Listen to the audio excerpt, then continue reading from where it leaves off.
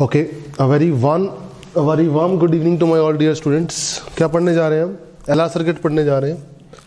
L होता है inductor, are होता है रेजिस्टेंस। मैंने इसको बैटरी से कनेक्ट करा, ठीक है, और इसके बाद बैटरी से कनेक्ट करते ही मैंने क्या करा, स्विच को क्लोज किया। पहले स्विच ओपन था, स्विच को क्या किया, क्लोज किया। जैसे ही स्विच को क्लोज किया बेटा, एकदम से जीरो करंट से मैक्सिमम करंट पहुंचना, जैसे एकदम से जीरो करंट था पहले यहाँ पे, और बैटरी से चार्ज निकला तो क्या आया बेटा, करंट बन गया। बैटरी से चार्ज निकला, सर्किट कंप्लीट होती तो क्या बन गया, करंट मिल गया, करंट बन गया। तो फ्लक्स में बहुत ज़्यादा चेंज आया, है ना, फ्लक्स में बहुत ज़्यादा चेंज आया। तो फ्लक्स में बहुत ज़्यादा चेंज आया तो ईएमएफ होता है LdI/dt, होता है कि नहीं होता, है ना। और एकदम से फ्लक्स बढ़ा, एकदम से फ्लक्स बढ़ा तो बैटरी कैसी लगेगी, मैंने बताया आपको, ऐसी लगेगी, अपोज करती हुई, इस करंट को अपोज करती हुई बैटरी लगेगी बेटा, है ना, लगेगी नहीं लगेगी। तो एक बहुत बड़ा ऑपोजिशन देगा, ये बहुत बड़ा ऑपोजिशन देगा। तो आप ऐसे कह सकते हो कि at t = 0 when switch is just close, when switch is just close, जैसे ही आपने स्विच बंद किया है,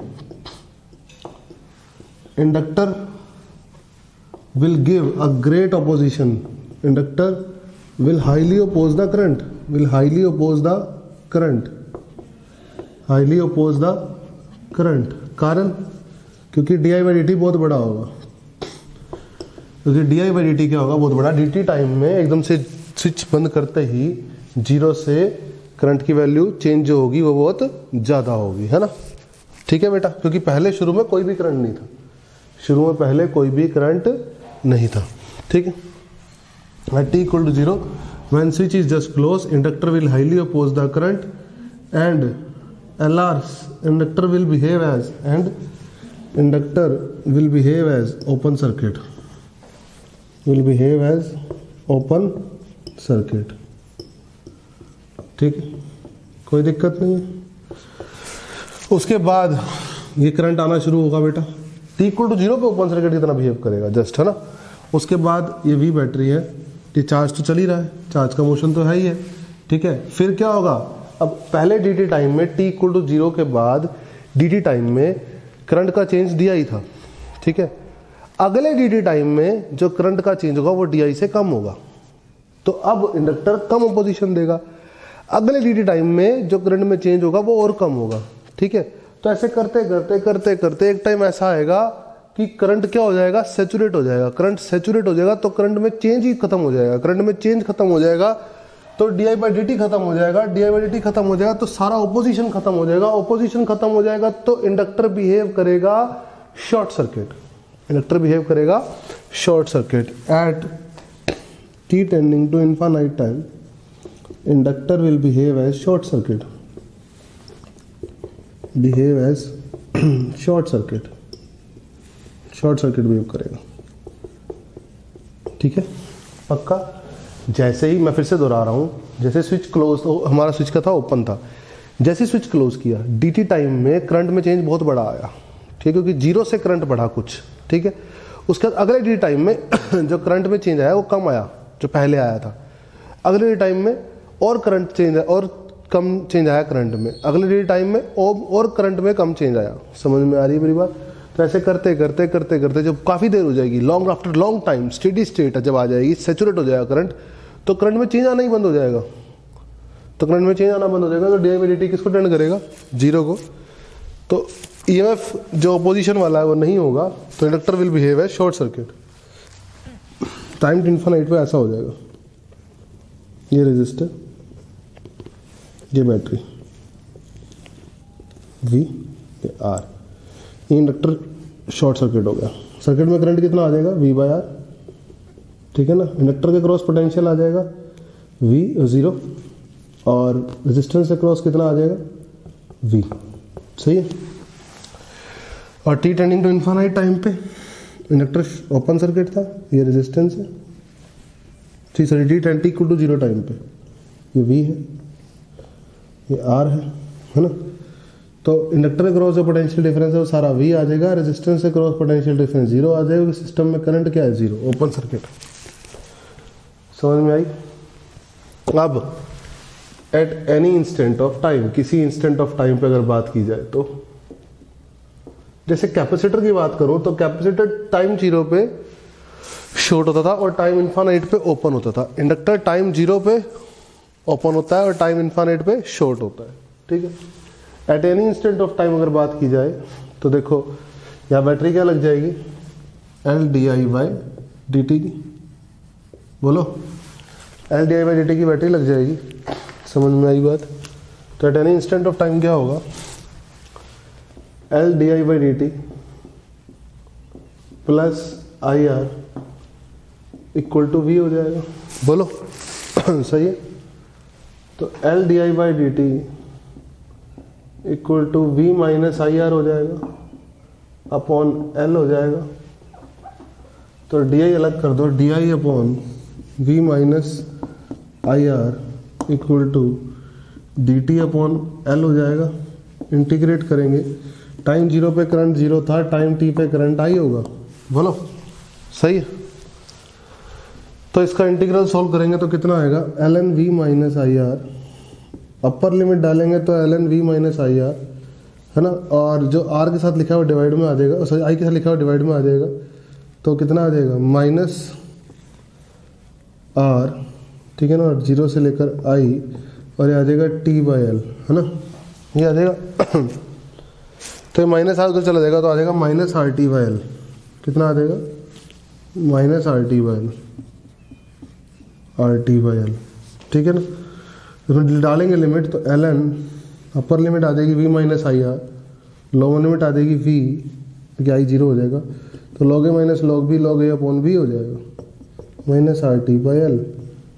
और ये अपने आप में ln जो होता है E बेस पे होता है, ये पावर में चढ़ जाएगा, E की पावर पर चढ़ जाएगा, तो कितना आ जाएगा बेटा, तो ये आ जाएगा, इधर लिख लेते हैं, ये आ जाएगा V minus IR upon V E की पावर माइनस RT/L। तो इतना आ जाएगा 1 माइनस IR/V E की पावर माइनस RT/L। तो I कितना आ जाएगा, I आ जाएगा V/R 1 माइनस E की power minus RT/L। This is current, ये करंट आ जाएगा, ये क्या आ जाएगा बेटा, करंट आ जाएगा, इसमें कोई चिंता की बात नहीं है। This is current as a function of time, this is what current as a function of time, ठीक है, कोई चिंता की बात नहीं। अब करंट आ गया हमारे पास, अब DI/dt करोगे EMF आ जाएगा, है ना।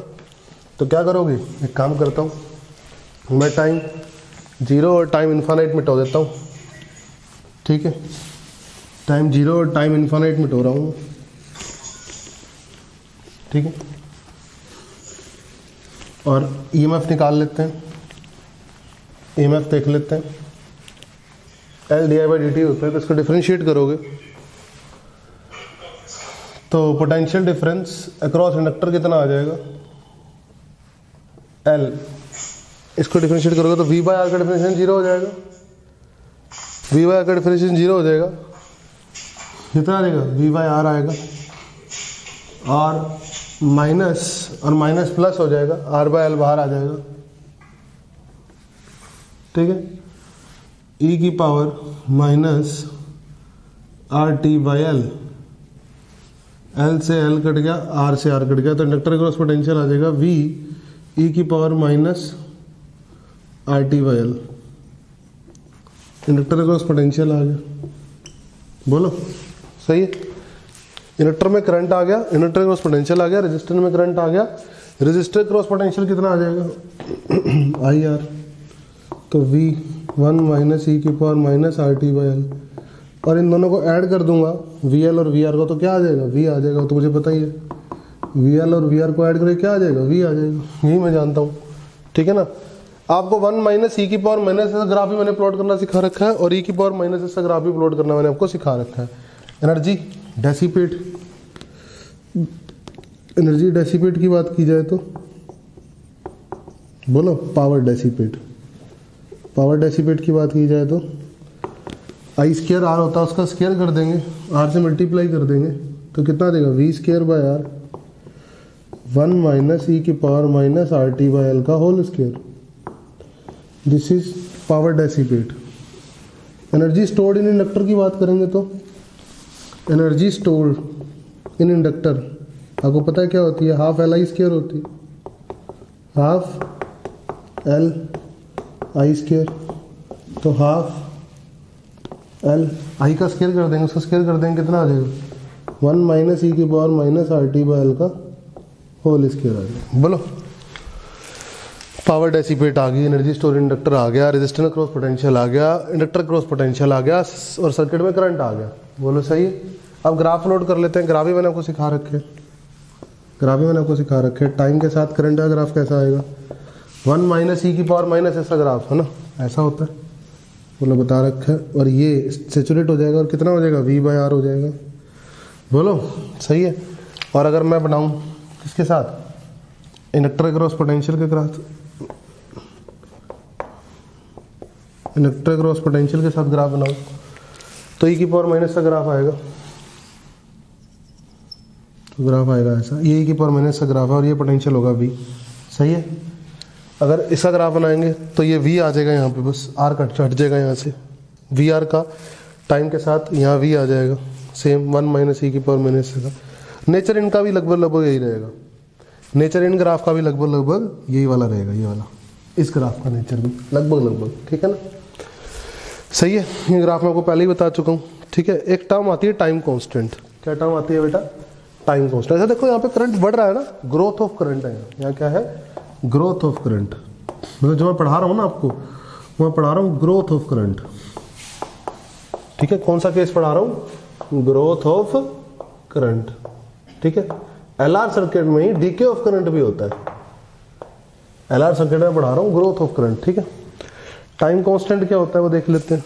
टाइम कांस्टेंट, तो टाइम कांस्टेंट होता है जब करंट मैक्सिमम करंट का 63% हो जाता है, तो टाइम कितना हो जाता है, एक टाइम कांस्टेंट के बराबर का टाइम हो जाता है। व्हेन लिख लो, when current becomes 63% of, when current becomes 63% of maximum current, when current becomes 63% of maximum current, then time constant, then time will become time constant, time will become equal to time constant। जितना time लगेगा उसको time constant कहा जाएगा। when current क्या हो जाता है, is 63% of its maximum value, ठीक है। अगर मैं देखूं maximum value V by R है और करंट है V by R 1 minus E की power minus R T by L, ठीक है। और ये कितना है V बाय आर, करंट है ना, V बाय आर का 63% है ना।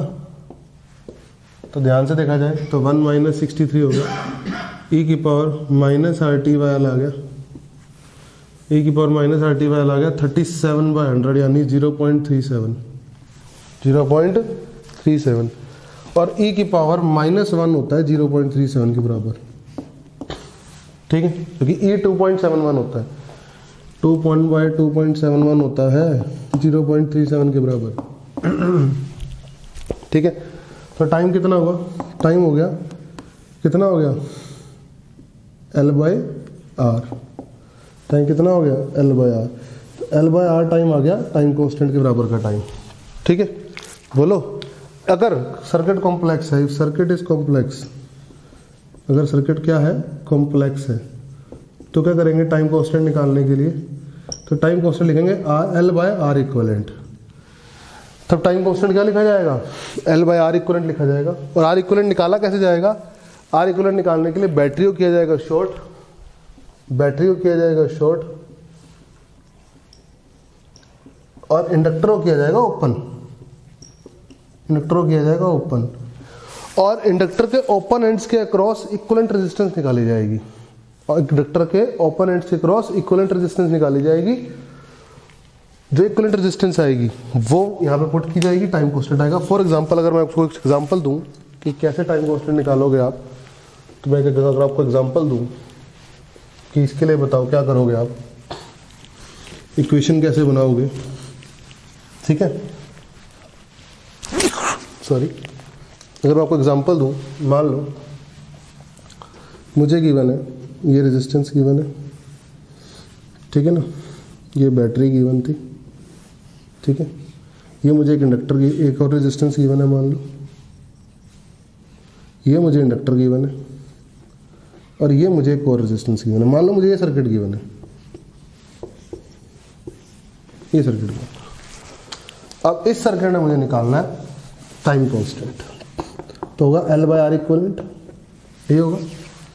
क्या करोगे, बैटरी को करोगे शॉर्ट, बैटरी शॉर्ट, ये रेजिस्टेंस, ये रेजिस्टेंस, इंडक्टर को ओपन करोगे, कर दिया, ये रेजिस्टेंस कर दिया, ये आर आर आर, ये ए पॉइंट, ये बी पॉइंट, ठीक है।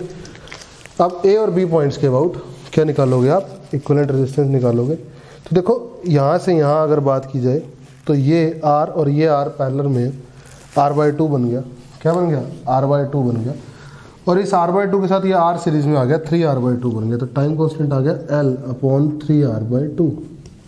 समझ में आ रही है।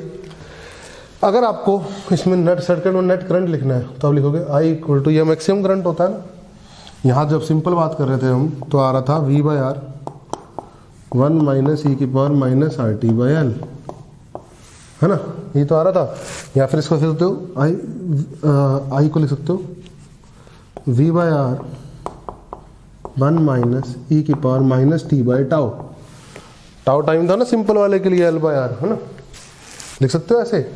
और V/R के लिख सकते हो I max, जितना मैक्सिमम करंट था। मेन इक्वेशन बन गई है।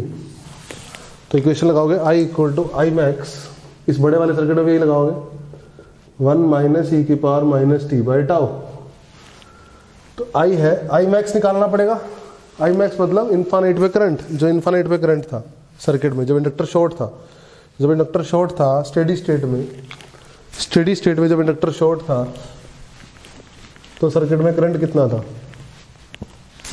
इंडक्टर में करंट कितना था, सॉरी, ये V है, ये R है, ये R है, और ये इंडक्टर शॉर्ट है at time infinite, at time infinite. ये V है, R है, R है, R है, R और R हो गया, R/2 के साथ R सीरीज में 3R/2, तो V/3R/2 करंट आ गया, ये आ गया करंट, ये करंट डिवीजन हो गया यहाँ पे बराबर बराबर, V/3R आ गया इससे भी, और इससे भी कितना आ गया V/3R।